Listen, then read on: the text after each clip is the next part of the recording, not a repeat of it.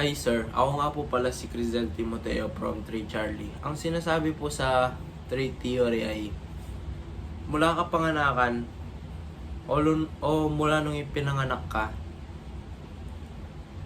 may katangian ka ng maging isang leader. At ang trade theory ay ang pagiging leader ay hindi ito natuturo kung hindi na-develop o na-adapt sa ibang tao o sa personalidad. Sa question number 2 naman po sir, ang nabubuo ng isang leader ay magbigay ng inspirasyon, magbigay ng pagbabago, at mag-develop para mag-develop ang isang tao, at lalo na ang magbigay ng improvements sa kanyang miyembro. Sa number 3 naman po, ang pinapaniwalaan ko ay yung process or transformational theory. Kasi nakadepende pa din sa mga nakakasalamuha mo at kung paano maging leader. Ang number 4 naman po ay mabibigay kong example ay yung aking ina.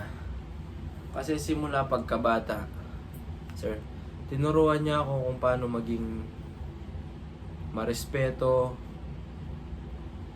at kung paano makisalamuha ng maayos.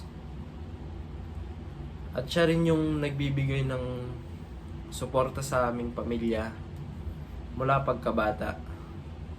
Hanggang ngayon na 3rd year na ako, siya pa rin ang sumusuporta sa akin. Kaya siya yung kinakilala kong isang pinaka magaling na leader. Question number 5 naman po. Nakikita ko sa sarili ko kung paano maging leader, sir. Sa mga kaibigan ko or sa mga kapatid ko, kasi tinuturo ko sa kanila at sinasabi ko kung paano makisalamuha ng maayos at sa pag-aaral. Kung kaya, sinasabi ko sa kanila na kung kaya ko, kaya din nila, para magbigay ng inspirasyon.